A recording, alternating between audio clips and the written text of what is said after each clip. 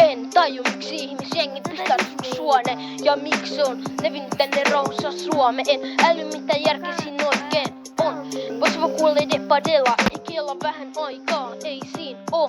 Tantekaan varsinkaan kun jengi vaan daja, mutta ei varmaan kukaan muu. Kännes naija tappu. Ja se on tänne kriittisesti.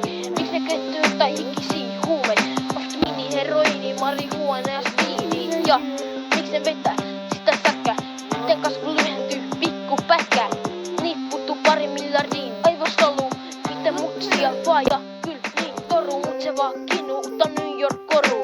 Maailma on paha ja New York on se nappa, siellä ei sanota. Älä tappa koska hakkaminen on thugien elämän tapa.